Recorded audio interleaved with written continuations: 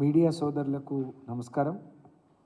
అలాగే నాతో పాటు ఈ సమావేశంలో పాల్గొంటున్న పెద్దలు గౌరవనీయులు శ్రీనివాస్ రెడ్డి గారికి, పార్టీ ప్రధాన కార్యదర్శి గారికి, అలాగే పెద్దలు అన్న వెంకటేశ్వర రెడ్డి గారికి, electronic media and print media సోదరులకు పేరు పేరున నమస్కారం. ఎన్నికలు వస్తే కాంగ్రెస్ పార్టీ నాయకులకు ప్రజల్ని మోసం చేయడం, అందులో ముఖ్యంగా మహిళల్ని మోసం చేయడం ఒక ఆనవాయితీగా వస్తున్నట్టు కనిపిస్తూ ఉంది. ఆ రోజు ఎన్నికల ముందు ఇచ్చిన హామీలు 6 గ్యారంటీల పేరు మీద 13 హామీలు, 422 డిక్లరేషన్లు మహిళల్ని మొత్తం ఏమీ చేసే పని లేదు, మీకు వడ్డించిన విస్తరిలాగా అన్నీ వండి మేమే నోట్లో పెడతామన్నట్టుగా ఆశ చూపించి ఓట్లు వేయించుకొని అధికారంలోకి వచ్చిన రేవంత్ రెడ్డి గారి ప్రభుత్వం పార్లమెంట్ ఎన్నికల సందర్భంగా మరొకసారి మోసానికి శ్రీకారం చుట్టినట్టుగా ఉంది అని చెప్పి ఈ సందర్భంగా తెలియజేస్తా ఉన్నాను. నిన్న పరేడ్ గ్రౌండ్లో మహిళా స్వశక్తి మహిళా సంఘాలతోని రాష్ట్ర ప్రభుత్వం ఖర్చుతో అధికారులు సమన్వయం చేసి తీసుకొచ్చిన మహిళల ముందు ఒక ముఖ్యమంత్రిగా అధికారంలోకి వచ్చిన తర్వాత మహిళలకు ఏం చేశారు, ఎన్ని హామీలు ఇచ్చారు, ఎన్ని అమలు చేశారు, మిగిలిన ఎన్ని రోజుల్లోగా ఎప్పటిలోగా చేస్తారనేది మాట్లాడకుండా ఇష్టం వచ్చినట్టు 1 కోటి మంది మహిళల్ని 5 ఏళ్లలో కోటీశ్వర్లు, ఒక్కొక్కళ్ళను కోటీశ్వర్లుగా చేస్తాను, ఆ పూచి నాది అని చెప్పి ముఖ్యమంత్రి గారు మాట్లాడిండ్రు. ముందు ఇది అధికార ప్రభుత్వ కార్యక్రమమా, కాంగ్రెస్ పార్టీ కార్యక్రమమా చెప్పాలని మేము డిమాండ్ చేస్తూ ఉన్నాం. ప్రభుత్వ సొమ్ముతో మహిళల్ని బస్సులు పెట్టి అధికారులు పిలిపించుకొని తీసుకొస్తే రెచ్చిపోయి ఒక ముఖ్యమంత్రిగా కాకుండా ఒక పిసిసి ప్రెసిడెంట్గా, ఒక కాంగ్రెస్ పార్టీ నాయకుడిగా రేవంత్ రెడ్డి గారి మాట తీరు కానీ వారి ప్రవర్తన నిన్న ప్రజలందరూ కూడా గమనించిండ్రు. ముఖ్యమంత్రి గారు అనేక సార్లు చెప్పాం, నేనే ఇక్కడే ప్రెస్ మీట్లో మాట్లాడుతూ ఆ రోజు మహిళలకు 500 రూపాయల సబ్సిడీతో గ్యాస్ ఇచ్చే కార్యక్రమంలో కూడా మా వర్కింగ్ ప్రెసిడెంట్ గారిని ఉద్దేశించి నువ్వు మగాడివైతే అని చెప్పి మాట్లాడింది. ఇంతమంది మహిళల్ని పక్కన పెట్టుకొని ఆడ మగ అనే భేదం వచ్చే విధంగా ఒక తల్లి కడుపులో పుట్టి మరి ఇంట్లో భార్య కూతురు అందరూ ఉండి కూడా ఆడవాళ్ళని చులకన చేసి మాట్లాడిను. నిన్న కూడా మీరే కంచెలవ్వాలి, మరి మీరే ఈ ప్రభుత్వాన్ని కాపాడుకోవాలి అని చెప్పి రేవంత్ రెడ్డి గారు మాట్లాడటం జరిగింది. అసలు రేవంత్ రెడ్డి గారిని కాంగ్రెస్ పార్టీ, మరి నీకు ఎన్ని రోజులు కాంగ్రెస్ పార్టీ ఈ పదవి ఉంచుతా అన్నారు, ఎన్ని రోజులు చేసుకోమన్నారో మాకు తెలియదు. నీ పదవి తీసేస్తా అంటున్న వాళ్ళు ఎవరో, నీ కుర్చీకి వచ్చిన ఇబ్బంది ఏందో మాకు తెలియదు. కానీ అందరినీ పిలిపించుకొని నీ బాధంతా వెలగక్కినట్టుంది తప్ప వాళ్ళ బాధల్ని అర్థం చేసుకొని వాళ్ళకి ఇచ్చిన మాటలు, వాళ్ళకి ఇచ్చిన హామీలు ఎన్ని రోజుల్లోగా పూర్తి చేస్తామనే దానికి మరి సమాధానం లేకుండా పోయింది అని చెప్పి నేను ఈ సందర్భంగా తెలియజేస్తా ఉన్నాను. మాట్లాడితే మాజీ ముఖ్యమంత్రి గారిని పట్టుకొని ఓడిపోయినా మీకు సిగ్గు రాలేదు, బుద్ధి రాలేదు అని చెప్పి మాట్లాడుతున్నారు.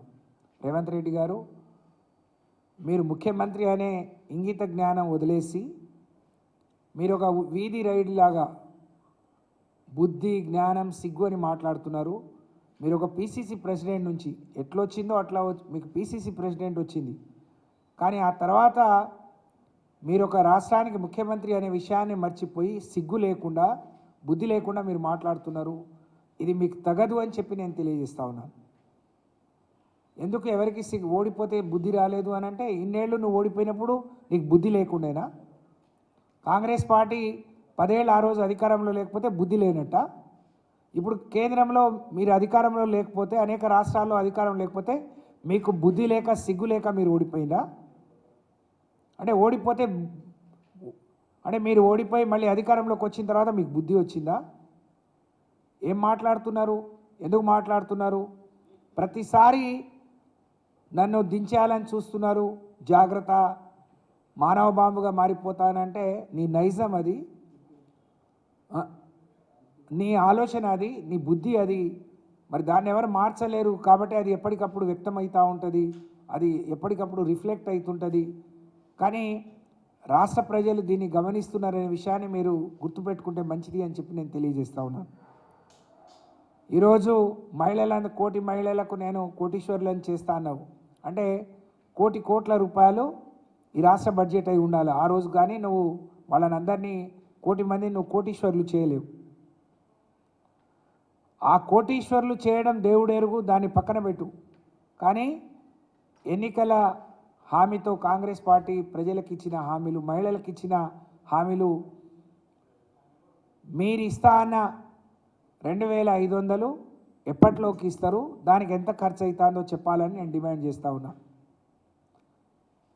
2500కు అతిగతి లేదు, ఎంతమందికి ఇస్తారు అనేది ఒక లెక్కపత్రం లేదు. కానీ కోటి మందిని మాత్రం కోటీశ్వరులు చేస్తానంటే నమ్మటానికి తెలంగాణ ప్రజలు, తెలంగాణ మహిళలు అమాయకులు కాదు. నువ్వు ఏది చెప్తే అది వినటానికి మరి నువ్వు అది ఆ విషయాన్ని అర్థం చేసుకుంటే మంచిది అని చెప్పి నేను తెలియజేస్తా ఉన్నాను. మీరేం చెప్పిండ్రు?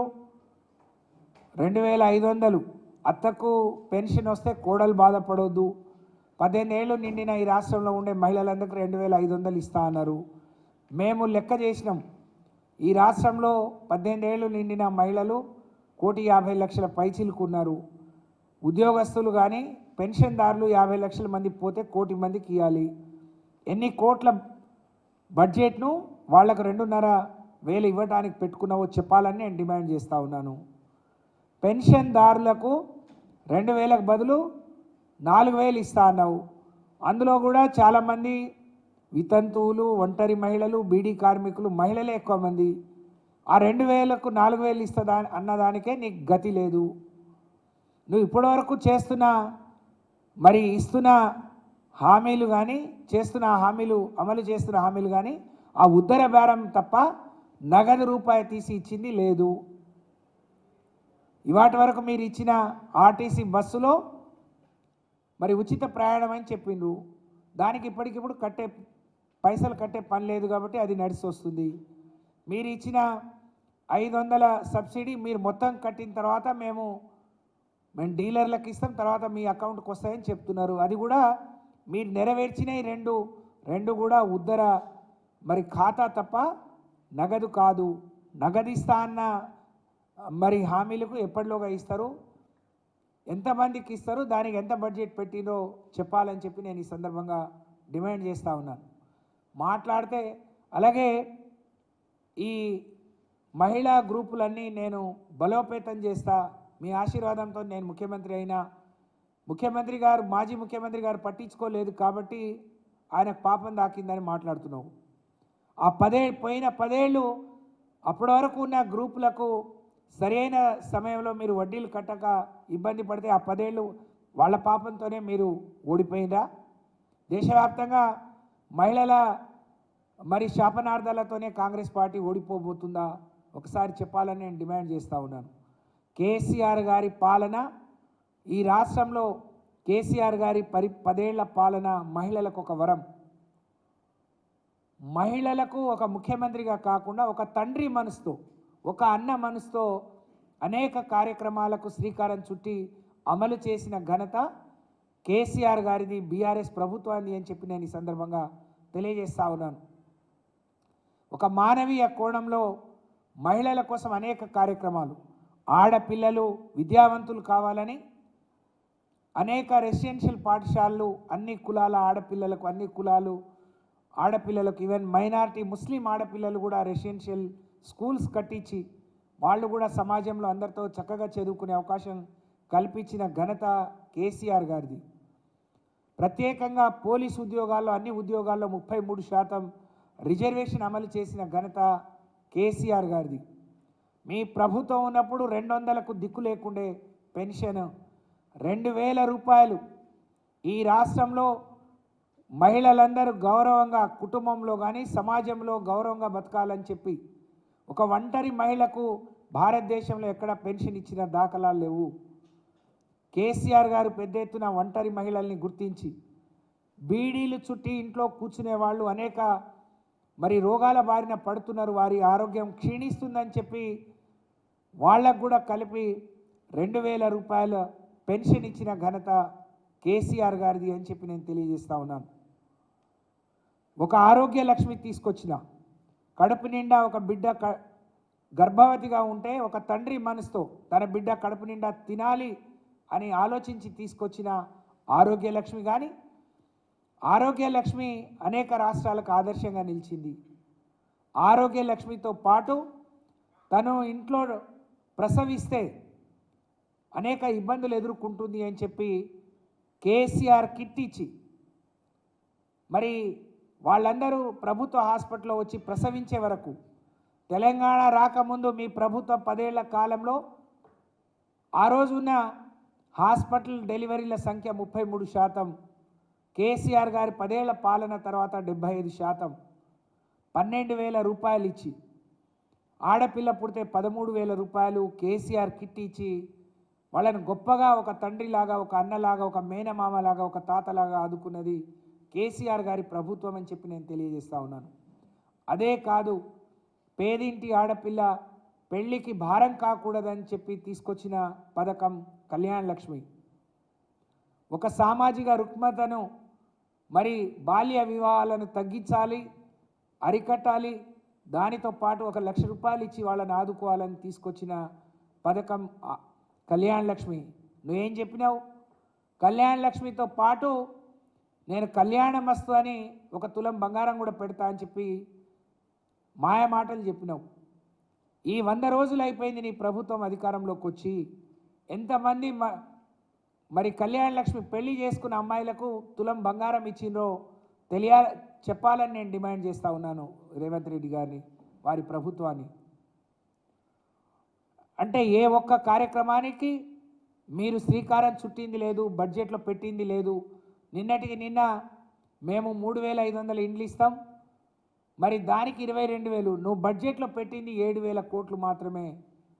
ఆ 7,000 కోట్ల చొప్పున మీరు ఇచ్చిన ఇండ్లకు ఎస్సీ ఎస్టీలకు ఇంటి స్థలం కోసం 5 లక్షలు, ఇంటికి 6 లక్షలు, మిగతా వాళ్ళకి 5 లక్షల చొప్పున కావాలంటే 25,000 కోట్లు కావాలి. అంటే నీ వచ్చే 4 ఏళ్ళు నువ్వు 7,000 కోట్ల చొప్పున, అంటే ఇప్పుడు ఇచ్చిన ఇండ్లు తప్ప తిరిగి ఇవ్వలేని పరిస్థితి నువ్వు ఇచ్చిన బడ్జెట్ దానికి మరి రుజువు అని చెప్పి నేను తెలియజేస్తూ ఉన్నాను. కాబట్టి మహిళల్ని మాయ చేయొచ్చు, మోసం చేయొచ్చు, ఓట్లు దండుకోవచ్చు అని చెప్పి నువ్వు భ్రమపడితే అది మీ భ్రమ తప్ప మరొకటి కాదు.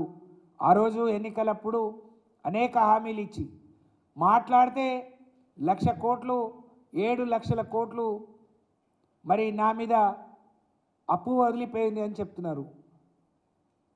అంటే నీకు సోయి లేదా? 10 ఏళ్లలో ఈ ప్రభుత్వం తీసుకొచ్చిన ప్రవేశపెట్టిన బడ్జెట్ ఎంత, ఖర్చు పెట్టింది ఎంత, అప్పులు ఎంతో సోయి లేకుండా మరి ఈరోజు రాష్ట్ర ప్రభుత్వం మీద, ముఖ్యమంత్రి మీద నిందలు వేయటానికి, నెపం మోయటానికి తప్ప నీ దృష్టి పాలన మీద పెట్టు.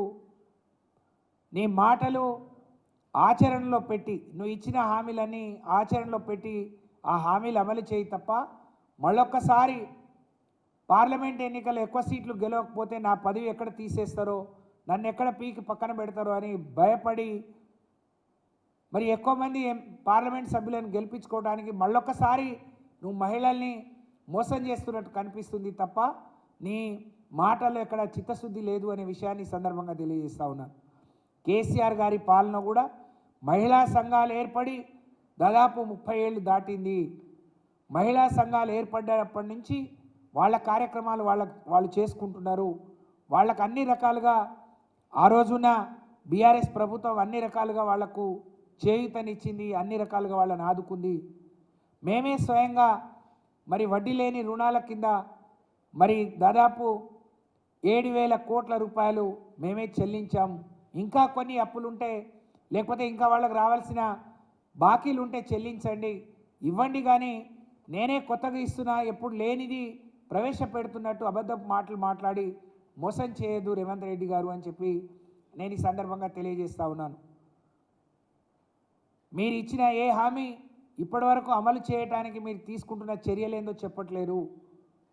మాట్లాడితే అన్నీ నెరవేర్చినామంటున్నారు, కానీ కేసీఆర్ గారు అమలు చేసిన పనులనే మీరు పూర్తి స్థాయిలో అమలు చేయలేకపోతున్నారు.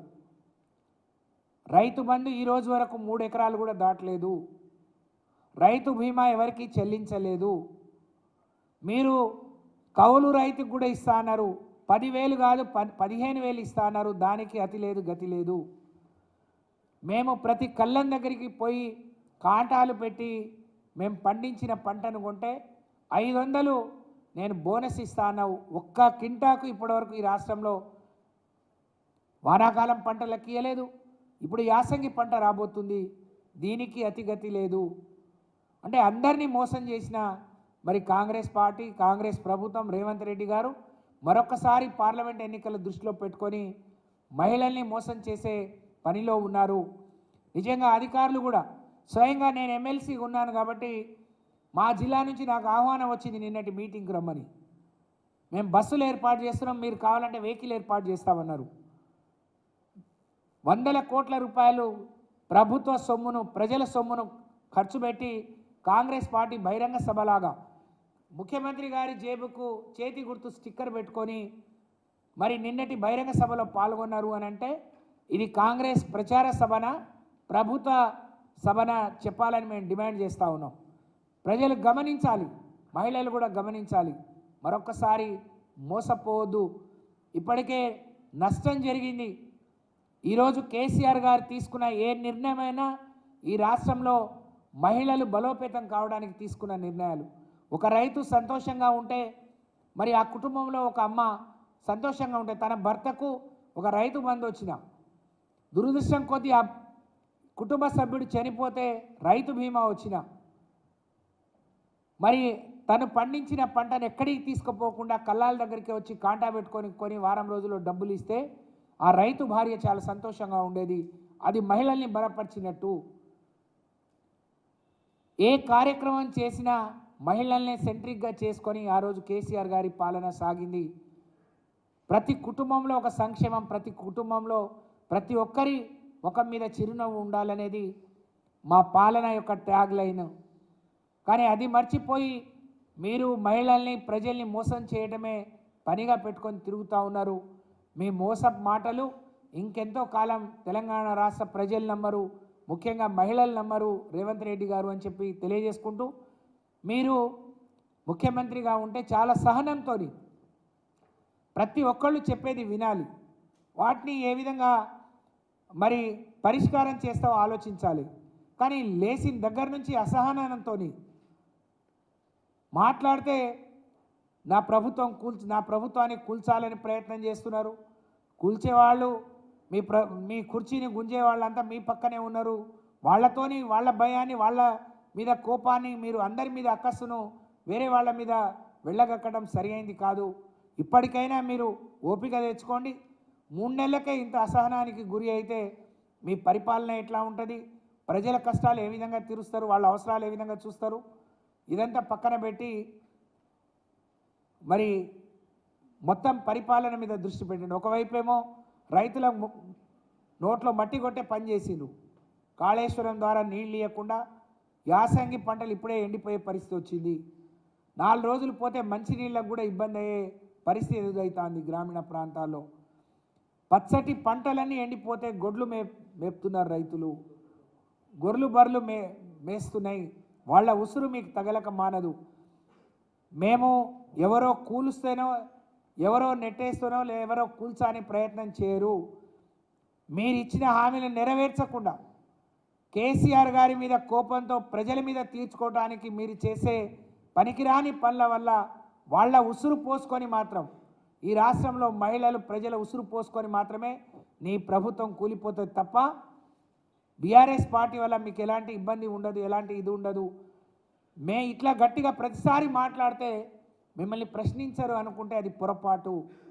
మీరు ఇచ్చిన ప్రతి హామీ మీరు అమలు చేసే విధంగా, అమలు చేసే మరి క్రమంలో బీఆర్ఎస్ పార్టీ నాయకులు తెలంగాణ ప్రజల గొంతుకై మిమ్మల్ని ప్రశ్నిస్తూ ఉంటారనే విషయాన్ని మీరు గుర్తుపెట్టుకుంటే మంచిది అని చెప్పి ఈ సందర్భంగా తెలియజేస్తూ మరొక్కసారి మహిళా లోకం ఆలోచించాలి. నిన్నటి వేదిక నుంచి రేవంత్ రెడ్డి గారు మాట్లాడిన పచ్చి అబద్ధాలు నమ్మవద్దు అని చెప్పి నేను విజ్ఞప్తి చేస్తూ ఉన్నాను. పచ్చి మోసపు మాటలు నమ్మవద్దు అని చెప్పి నేను విజ్ఞప్తి చేస్తూ ఉన్నాను. ఈ మహిళా గ్రూపులు ఇవాళ పుట్టింది కాదు, ఇవాళ ఆయన ఇచ్చేది కాదు. ఇది ప్రతి ప్రభుత్వం మీకు అది మామూలుగా ఇచ్చే వడ్డీ లేని రుణాలు కావచ్చు, లేకపోతే పావలా వడ్డీ కావచ్చు, ఏ ప్రభుత్వమైనా ఇచ్చే వసతి సౌకర్యం గతంలో ఉండింది, ఇప్పుడు ఉంటుంది తప్ప మరి ఇవాళ నేను 1 కోటి మంది మహిళల్ని కోటీశ్వరులను చేస్తాను అని అంటే ఎక్కడ పొంతన లేని మాటలు. మరి మీ మాటలు ఎట్లా ఉంటాయనే దానికి నిన్నటి మీటింగ్ ఒక ఉదాహరణ అని చెప్పి నేను ఈ సందర్భంగా తెలియజేస్తూ మరొకసారి మోసపు మాటలతో పార్లమెంట్ సభ్యులను గెలిపించుకోవాలనే ప్రయత్నంలో ఉన్న కాంగ్రెస్ పార్టీకి రాబోయే రోజుల్లో మీ గొంతుకై, మీ హక్కుల కోసం, మీకు ఇచ్చిన వాగ్దానాల కోసం మీ తరఫున కొట్లాడే గొంతుకలు బీఆర్ఎస్ పార్టీ పార్లమెంట్ సభ్యులు, వాళ్ళని గెలిపించే క్రమంలో మీరు ముందు ఉండాలని చెప్పి మీ అందరికి కూడా నేను 2 చేతులు జోడించి వేడుకుంటూ సెలవు. జై తెలంగాణ. ధన్యవాదాలు.